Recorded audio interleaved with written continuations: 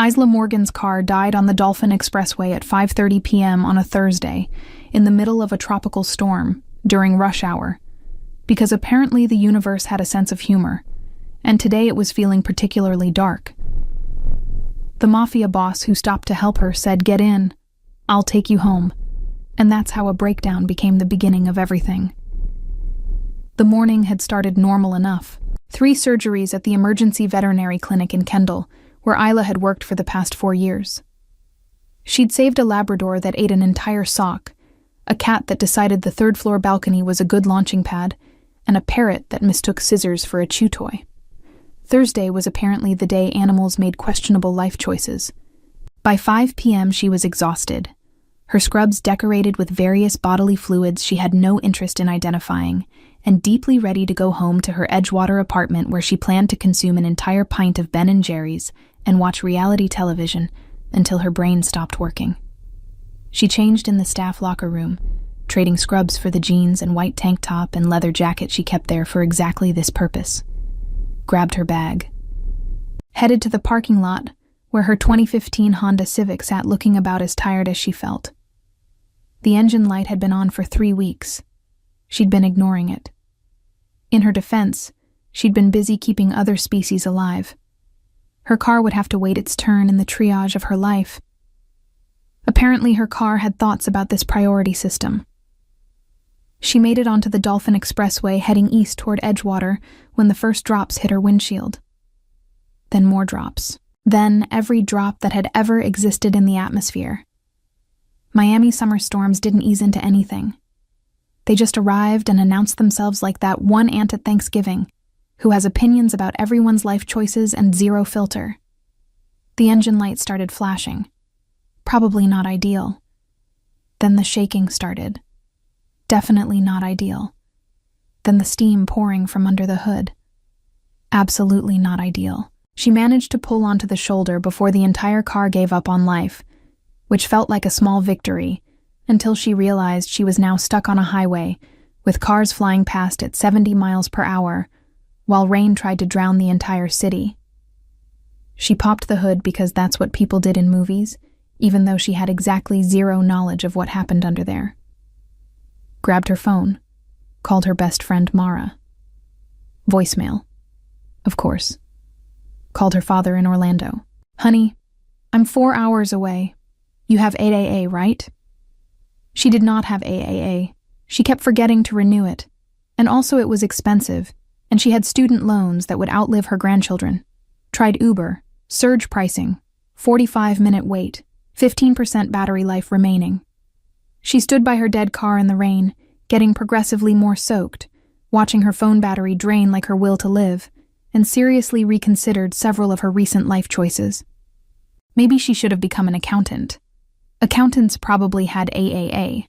Accountants probably remembered to get oil changes.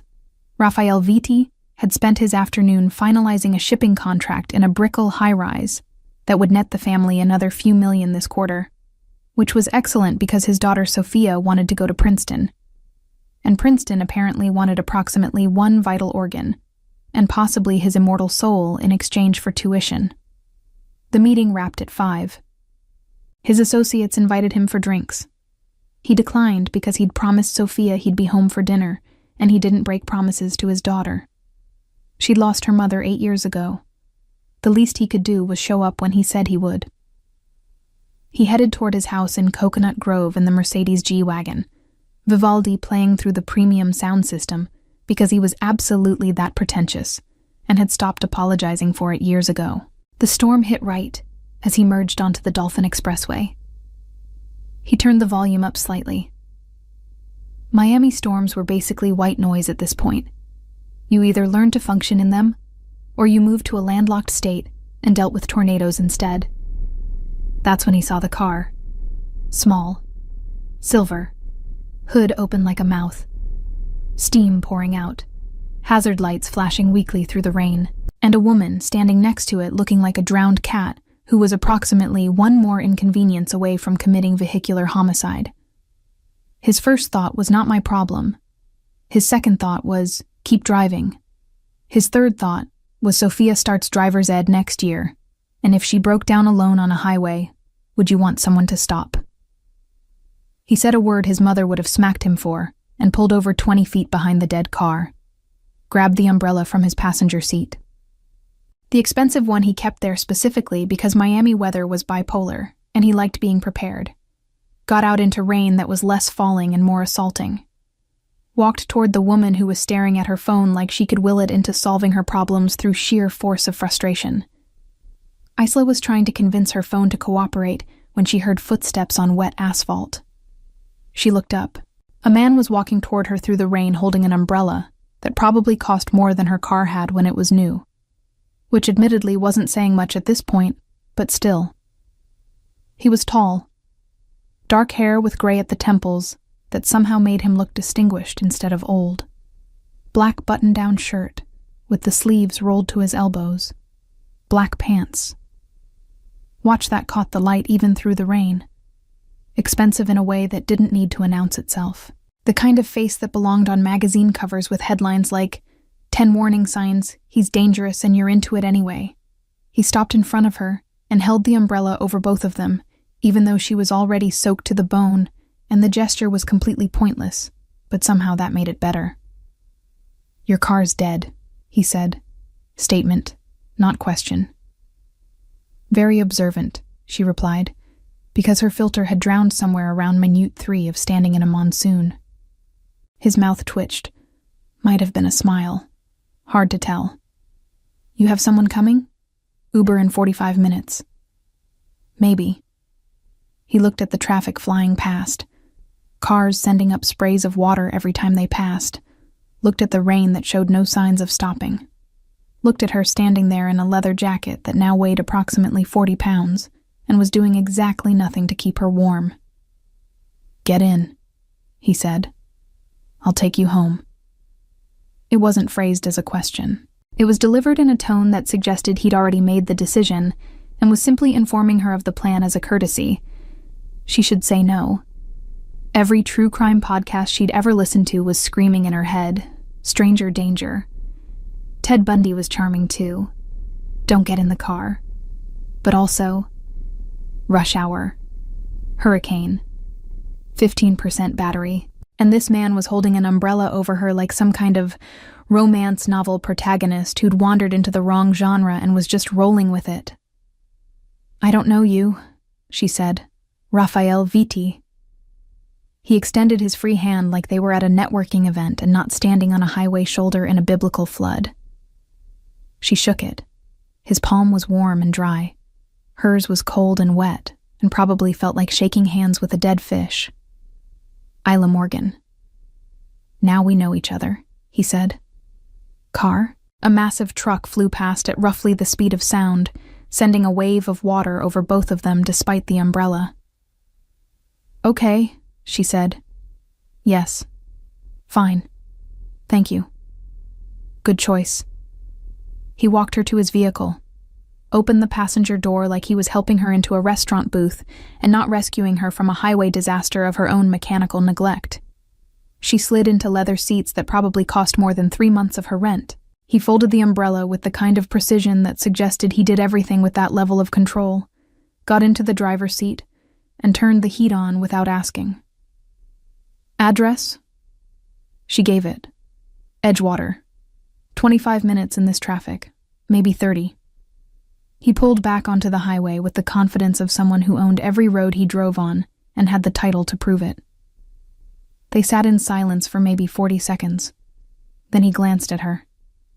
You're soaked. Hadn't noticed, she said, wringing water out of her hair onto his expensive floor mats.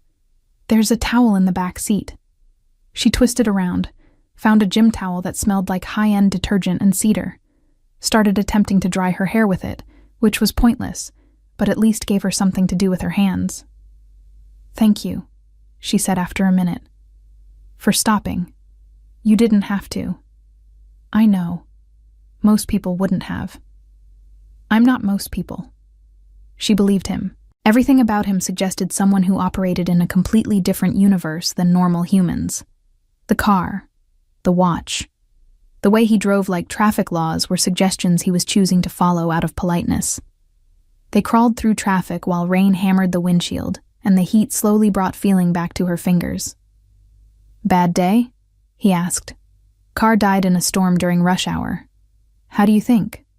"Fair point.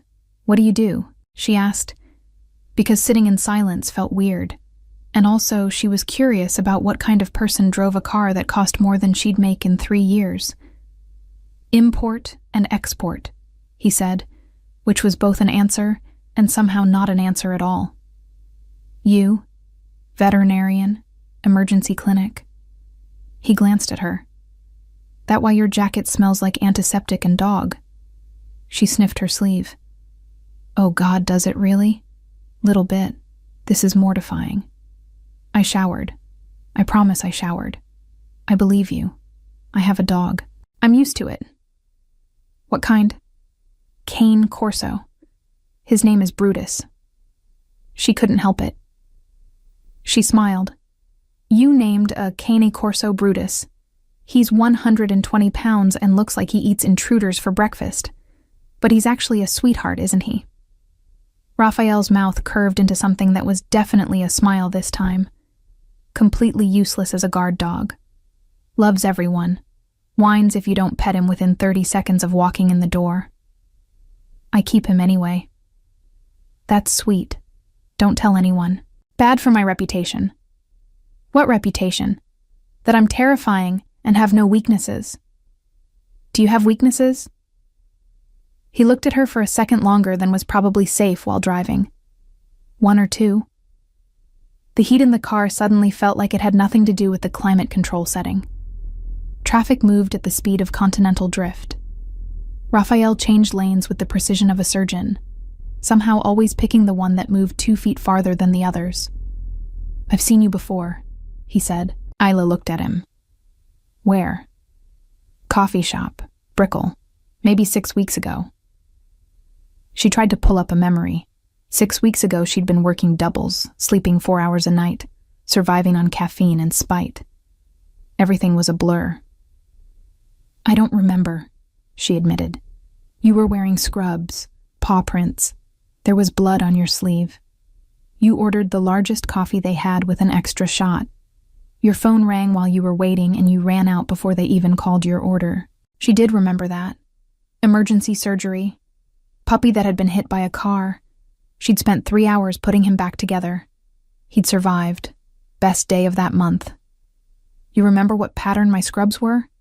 You looked like you'd fight anyone who got between you and that coffee." "I like that.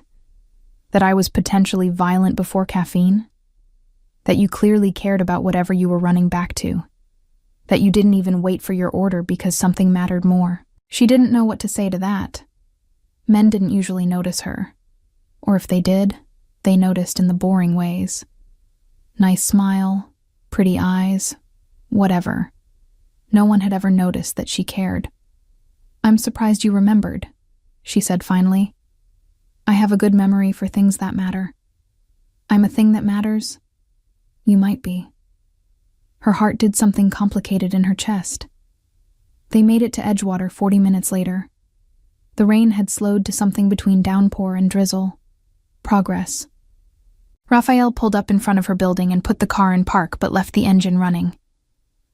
"Thank you," Isla said. "Seriously, you saved me from a really miserable night. You're welcome." She should get out. Go upstairs. Take the hottest shower of her life. Put on dry clothes. Forget this happened. She didn't move. "Can I ask you something?" she said. "Anything. Why did you stop?" "Really?" He was quiet for a moment, looked out at the rain, then back at her. "I have a daughter. 16. She starts driver's ed next year. If she broke down on a highway in a storm, I'd want someone to stop. So I stopped. That was possibly the most decent thing anyone had said to Isla in 2 years. That's a good answer. It's the truth." She reached for the door handle. He stopped her with a hand on her arm. Light touch, warm even through her wet jacket. "Isla." "Yes?" "Can I take you to dinner?" Her brain blue-screened. "What?" "Dinner. Tomorrow." to make sure you properly recovered from your vehicular trauma. You don't have to do that. I want to. Why? Because I saw you 6 weeks ago covered in blood and running toward an emergency with coffee you didn't even wait for. And I wanted to ask you then, but you were gone. This feels like a second chance. Her heart did that complicated thing again, but more intensely. I don't date, she said. Why not? Bad breakup. 2 years ago. Haven't really gotten back to it. What if I promise not to break up with you badly? She smiled despite herself. That's presumptuous. I'm an optimist. She looked at him. Really looked. The gray in his hair. The lines around his eyes that suggested he smiled more than his serious expression would indicate. The way he'd held an umbrella over her, even though she was already soaked. The fact that he'd stopped at all. Fine, she said. Dinner. Tomorrow. 7. 7. He handed her his phone. Put your number in. She did. Texted herself so she'd have his. Good night, Hila. Good night, Raphael. She got out, walked to her building, looked back once. He was still there, watching her walk inside like he'd stay until he knew she was safe. She went upstairs to her apartment, dropped her soaked jacket on the floor, and immediately called Mara. I have a date. Mara dropped something on her end. You have a what? A date. Tomorrow. 7. With who? How? You said you were never dating again. You said men were canceled. You bought a cat and named her Solitude. That's a nice name. Hila. Focus. Who is this date with? She explained the car, the rain, Raphael Vitti, the umbrella, the way he'd looked at her like she was the only person in Miami. Let me get this straight, Mara said slowly.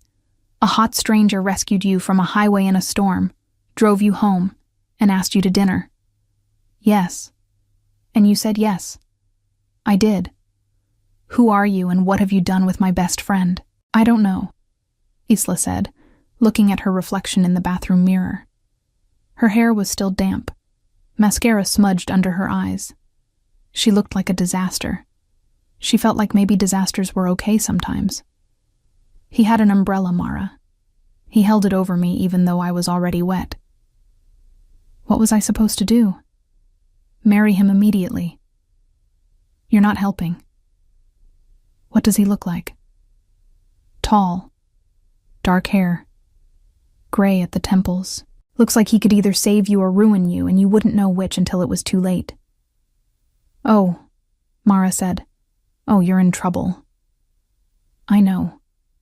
Raphael walked into his house in Coconut Grove at 7:15 and found his daughter Sophia sitting at the kitchen island doing homework with Brutus, lying at her feet, taking up approximately 3/4 of the available floor space. You're late, Sophia said without looking up from her calculus. Traffic. Storm. Uh-huh. He poured himself a whiskey and sat down across from her. Brutus immediately heaved himself up and shoved his massive head into Raphael's lap, whining. Yes, hello, I love you too, Raphael said, scratching behind the dog's ears. You weigh more than some grown men, you know that? Sophia looked up and studied her father with the kind of perception that made him occasionally regret raising such a smart kid. You look different. I look wet. No. Different. She narrowed her eyes. Did something happen? I helped someone with a broken-down car. That's it? That's it. Dad, I've known you for 16 years. You're a terrible liar. I am an excellent liar. It's part of my job description. Not with me. He sighed. Took a drink. I have a date tomorrow. Sophia blinked. A date? Yes. Like a date. Is there another kind? Dad, you haven't been on a date since Mom died. I know. That was 8 years ago. I'm aware of the timeline, Sophia. She closed her textbook. Tell me everything. Raphael told her about the car, the rain. Hila standing there looking like she was about to murder her vehicle with her bare hands. The way she'd made him laugh. The way she smelled like antiseptic and dog and didn't apologize for it. The coffee shop 6 weeks ago when he'd wanted to talk to her but couldn't. Sophia listened to all of it with an expression that grew progressively more delighted. "You like her," she said when he finished. "I might. You definitely do." "This is amazing." "I'm texting Aunt Maria." "Don't you dare." "Too late. She's going to freak out." "Sophia." "Dad." His sister Maria appeared in the doorway approximately 90 seconds later, which meant she'd been home and had probably been listening to the entire conversation. "You have a date?" News travels fast in this family. "What's her name?" "Isla. She's a veterinarian." "A veterinarian," Maria repeated, looking at Brutus, who was still demanding attention. "That's convenient. It wasn't planned." "Sure it wasn't. It wasn't," Maria smiled. "I like her already. Anyone who works with animals can't be too bad." "You haven't met her." "I will, though. Tomorrow night. Casual. I'll just drop by." "Absolutely not." "Dad," Sophia said, "let Aunt Maria meet her. If she's going to be around, we should know if we like her." "Who says she's going to be around?" Both women looked at him with identical expressions. "You stopped for her," Maria said simply. "You don't stop for people." The next evening, Raphael picked Isla up at 7 wearing a navy suit with no tie and a white shirt and cologne that made her briefly forget her own name. "You look beautiful," he said when she opened her apartment door. She'd spent 2 hours trying on every dress she owned before settling on a dark green wrap dress that was elegant but not trying too hard, paired with heels that made her almost tall enough to look him in the eye without getting a neck cramp. "Thank you," she said. "You clean up nice for someone I met on a highway." "I contain multitudes." He drove them to a restaurant in Coral Gables, the kind of place that probably required reservations 6 months in advance, but he walked in, and they immediately had a table. The kind of table that was private, intimate, in a corner where they could actually talk. They ordered wine. He let her pick. She chose something Spanish that she knew was good because she'd had it once at a wedding and remembered the name. "Tell me about your day," he said after the wine arrived. "Busy. Saved 2 dogs and a cat. Lost a bird." She paused. "I hate losing them. I imagine that's the hardest part." "It is. But the ones you save make it worth it." She took a sip of wine. "What about you? What does import-export actually mean?" He smiled slightly. "It means I move things from one place to another. That's deliberately vague. I'm a deliberately vague person sometimes. Should I be concerned? Probably, but not about anything that affects you." She studied him over her wine glass. "You're not going to tell me what you actually do, are you?" "Not on the first date." "When?" "Third date, maybe." "So there's going to be a third date?" "If you don't run away screaming after this one." The food came. It was excellent. They talked through appetizers and entrees and dessert that they shared without discussing it, just automatic, his fork and hers reaching for the same plate. She learned he'd grown up in Miami, 3rd generation, family from Sicily originally, that he'd taken over the family business at 28 when his father had a heart attack and didn't survive, that he'd been married young, widowed at 33, spent the last 8 years raising Sophia alone. He learned she'd grown up in Tallahassee, only child, parents still together, and happy in that annoying way that made you believe in love even when your own relationships imploded. That she'd gone to vet school at UF and moved to Miami for the job. That she'd been engaged 2 years ago to a surgeon named Owen Martinez, who cheated with another doctor, and she'd called off the wedding 6 months before it happened. "That must have been hard," Raphael said. "It was, but staying would have been harder." "Smart woman. Took me a while to get there. You got there. That's what matters." They finished dinner around 9:30. He paid without looking at the check, drove her home with one hand on the wheel and the other resting near hers on the center console, not quite touching but close enough that she was aware of it. He walked her to her building, even though he didn't have to. Stood there in the warm Miami night, looking at her like he was trying to memorize something. "I had a good time," she said. "Me too. When can I see you again? Tomorrow? That desperate to see me?" "Absolutely." She smiled. "Okay. Tomorrow." He stepped closer, reached up and tucked a piece of hair behind her ear. His hand lingered there, warm against her jaw. "Isla," he said quietly. "Yes?" "I'm going to kiss you now if that's okay." "That's okay." He kissed her slowly, carefully, like he had all the time in the world and wanted to use it, learning exactly how she liked to be kissed. His hand moved from her jaw to the back of her neck, fingers threading through her hair. She made a sound she'd be embarrassed about later and stepped closer, her hands finding his chest. When he pulled back, they were both breathing harder. "Good night, Isla." "Good night, Raphael." She went upstairs and immediately texted Mara. "Send help. I like him." Mara responded in 3 seconds. "You're screwed. Congratulations." The next week happened in a blur of text messages and coffee dates, and one afternoon when her car was still at the mechanic, and he showed up at her clinic with a new battery and insisted on installing it himself. "You didn't have to do that," she said, watching him work under the hood like he knew exactly what he was doing. "I know. I wanted to. This is very above and beyond for a second date. Third date, technically." Coffee counted. That wasn't a date. That was coffee. It was a date disguised as coffee. She smiled despite herself. He drove her home from the clinic that night, and they sat in his car in her parking lot, talking until midnight about nothing and everything. His daughter who wanted to be an engineer. Her dream of opening her own practice someday. The way Miami changed depending on what time of day you saw it. He kissed her goodnight before she got out, and this time it was less careful, more urgent. His hands on her waist pulling her closer across the center console until she was basically in his lap, and neither of them cared. "Come upstairs," she said when they finally broke apart. "Isla. Please. Not yet." "Why not?" "Because when I take you to bed, I want to do it right. Not in a car. Not rushed." She felt that answer everywhere. Soon? Very soon. 2 weeks in, Sophia met her entirely by accident. Isla had stopped by Raphael's house in Coconut Grove to drop off some medication for Brutus, who'd had an upset stomach. Raphael had said he'd be home, but when she rang the doorbell, Sophia answered. "Oh," the girl said. "You must be Isla, and you must be Sophia." They stared at each other for approximately 5 seconds.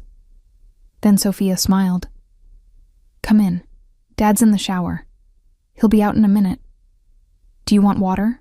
Coffee? We have good coffee. Water would be great." Isla followed her inside. The house was beautiful. Spanish colonial style, high ceilings, tile floors, art on the walls that looked old and expensive. Brutus came barreling around the corner and nearly knocked her over with enthusiasm. "He likes you," Sophia observed, watching Isla get slobbered on by 120 pounds of pure love. That's a good sign. He hated Dad's last girlfriend. Raphael appeared in the doorway, wearing jeans and a t-shirt with wet hair. "Isla, I'm sorry, I thought I had more time before." "It's fine," Isla said, laughing as Brutus tried to climb into her lap. "We were just meeting." "She's nice," Sophia announced. "I approve. You can't approve after 5 minutes. I absolutely can. It's called intuition." Raphael looked at Isla apologetically. "I'm sorry about her. Don't be. I like her." Sophia beamed. They ended up staying for dinner because Sophia insisted, and Raphael didn't have the heart to say no, and Isla didn't want to leave. They ordered pizza and ate it in the living room while Brutus begged shamelessly, and Sophia told increasingly embarrassing stories about her father. "He cried at Toy Story 3, Sophia said. That movie was emotional. You sobbed. It was a touching conclusion to a beloved trilogy. He also cries at insurance commercials. I have feelings. Isla laughed so hard she nearly choked on her pizza. Later, after Sophia went upstairs to do homework, Raphael walked Isla to her car. I'm sorry about the ambush, he said. I'm not. She's wonderful. She is. You did good. Raising her alone after. He was quiet for a moment. I tried to. You succeeded. He kissed her there in his driveway, and this time when she pulled back, she said, Come home with me. He did. They made it to her apartment, and approximately 3 steps inside before they were kissing against the closed door, his hands in her hair, her fingers working at the buttons of his shirt. They made it to the bedroom eventually. He undressed her slowly, carefully, like she was something precious. Kissed every inch of skin he revealed. Made her fall apart twice before he even took his pants off. When he finally moved over her, into her, she felt it everywhere. I've wanted this since the highway, he said against her mouth. Me too, she breathed. After, they lay tangled together in her sheets, his fingers tracing patterns on her shoulder. I need to tell you something, he said. Okay. About what I do, my family business. She turned to look at him. Okay. It's not just import-export. We're involved in things that aren't exactly legal. Gambling, some construction contracts that bend rules, protection services. My family has been doing it for 3 generations. It's what we are. She was quiet, processing. You're saying you're in the Mafia. That's a dramatic word for it. But essentially, yes. Have you killed anyone? No, that's not what I do. But I know people who have. Do you hurt innocent people? Never. We have rules. She thought about it. Thought about the past 2 weeks. The way he'd been with her. With Sophia. With his giant dog who was supposed to be intimidating but just wanted belly rubs. Okay, she said finally. Okay? I mean, I figured it was something like that. Men who drive cars like yours and have restaurants hold tables for them aren't usually in insurance. You're not upset? Should I be? Are you going to hurt me? Never. Then I'm not upset. Everyone has complicated families. Yours is just more complicated than most. He looked at her like she'd just said something extraordinary. You're serious. I'm serious. She paused. Though if someone asks, I'm going to say you're in import-export and leave it at that. He almost laughed. Fair enough. They fell asleep like that, wrapped around each other, and Isla thought, this is what safe feels like. Week 4. Owen showed up at her clinic. She was in the middle of a consultation with a client and looked up to see him standing in the waiting room. Tall, dark hair, perfectly styled. Doctor's coat from the hospital over his scrubs, like he'd come straight from surgery to make a point. Her stomach dropped. She finished with her client, sent them out with medication instructions, and walked over to where Owen stood with his arms crossed. What are you doing here?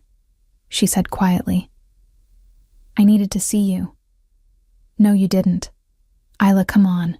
It's been 2 years. Exactly. I miss you. You cheated on me, Owen. With your coworker. In our apartment. That was a mistake. Multiple times is not a mistake. It's a choice. I want you back. Well, I don't want you back. He reached for her arm. She stepped away. I heard you're seeing someone, he said. That's none of your business. Is it serious? Still none of your business. Isla. Owen, you need to leave. Not until we talk. We are talking. I'm talking. I'm saying leave. The door opened, and Raphael walked in with Brutus on a leash. He took one look at Isla's face, at Owen standing too close, and his expression went very still. Problem? Raphael asked quietly. Owen looked at Raphael, looked at the dog, looked at the very expensive watch and the way Raphael was watching him like he was deciding something. Who's this? Owen asked Isla. None of your business, she said. I'm Raphael. He didn't extend his hand. And you are? Owen. Her ex. The ex who cheated. Heard about you. Owen flushed. We were just talking. Looked like she wanted you to leave, Raphael said. His tone was pleasant. His eyes were not. This is between me and Isla. Not anymore. He looked at Isla. You want him to leave? Yes. Raphael looked at Owen. You heard her. This is none of your concern. She's standing behind me. That makes it my concern. Owen looked between them. Then at Brutus, who was sitting at Raphael's feet, looking like he was ready to eat first and ask questions later. Fine, Owen said. But this isn't over. Yeah, Raphael said. It is. Owen left. Isla exhaled. Thank you. You okay? I am now. He comes back, you tell me. Raphael, I mean it. She looked at him, saw something in his expression that wasn't anger exactly, but wasn't far from it either. Okay. He kissed her forehead. Come on. Brutus needs his checkup, and I need to make sure you're actually fine. She was fine. Or she would be. That night, Owen's car got towed for unpaid parking tickets he definitely didn't have. His hospital got an anonymous complaint about his bedside manner that triggered a review. His apartment building suddenly required updated background checks for all residents. Nothing that could be traced. Nothing illegal exactly. Just everything suddenly becoming very inconvenient all at once. Isla didn't know about any of it until weeks later when Mara mentioned running into Owen, and he'd looked stressed. Apparently everything in his life is going wrong at once, Mara said. Karma, maybe. Maybe? Isla said. She asked Raphael about it later. Did you do something to Owen? He looked up from the financial report he was reading. Define something. Raphael, he made you uncomfortable. He needed to understand that was unacceptable. What did you do? Nothing permanent. Nothing illegal. Just made his life annoying for a while. You can't do that every time someone upsets me. Why not? Because that's insane. He set down his papers, looked at her very seriously. Isla, I spent 8 years alone because I wasn't ready, and I didn't meet anyone who made me want to be ready. Then I found you standing on a highway in a storm, and everything changed. If you think I'm going to let someone who hurt you come back and try again, you don't understand what you mean to me. She didn't know what to say to that. I love you, he said simply. I have since probably the first drive home. I'm not good at half measures. She kissed him. I love you too. Good. So we're agreed I get to be moderately terrifying when necessary. Moderately. He smiled. I'll take it. Week 5, her clinic had a surprise inspection. Week 6, they passed with perfect marks and suddenly had new equipment they didn't order. Week 7, Sophia accidentally mentioned that her dad had bought the building the clinic was in. Isla confronted him about it at his house. You bought my workplace. I bought an investment property. Raphael, it's a good location. Did you buy it because of me? He looked at her. Maybe. You can't just buy buildings. I can absolutely buy buildings. I'm very good at it. That's not the point. What is the point? The point is you can't just fix all my problems with money. I'm not trying to fix your problems. I'm trying to make your life easier. There's a difference. She wanted to be mad. She couldn't be mad. He was looking at her like she was the solution to every question he'd ever had. You're impossible, she said. You love me anyway. I do. Good. They moved in together at the 8-week mark. Her lease was ending and he asked if she wanted to find a new place or just move into his house since she was there most nights anyway. Sophia wants you here, he said. Brutus wants you here. I want you here. I want to be here, she admitted. So stay. She stayed. 3 months in, they fell into a rhythm that felt like it had always existed. Morning coffee together in the kitchen, Sophia doing homework at the island while they cooked dinner. Brutus sprawled across the couch, taking up all available space. Raphael leaving for meetings in suits and coming home to her. Isla saving lives at the clinic and coming home to them. One evening she came home to find him on the back patio with Brutus, watching the sun set over the water. "Hey," she said, sliding her arms around him from behind. "Hey yourself. Good day?" 3 surgeries, all successful. You? 2 meetings. 1 successful negotiation. 1 person who learned why you don't cross the Viti family. Should I ask? Probably not. She kissed his shoulder. I won't then. They stood there as the sky turned pink and orange and purple. I'm happy, she said quietly. Yeah? Yeah. He turned around, pulled her close. Me too. Good. Best breakdown I ever had. She laughed. Best rescue I ever made. Sophia appeared in the doorway. Dinner's ready. And if you two don't stop being cute, I'm going to need to leave the room for medical reasons. We're coming, Raphael said. They went inside to dinner, to family, to the life they'd built from rain and broken engines, and a man who stopped when he didn't have to. Sometimes the best things start with disasters. Sometimes a dead car in a storm leads to everything you didn't know you were looking for. Sometimes get in, I'll take you home becomes the beginning of home itself.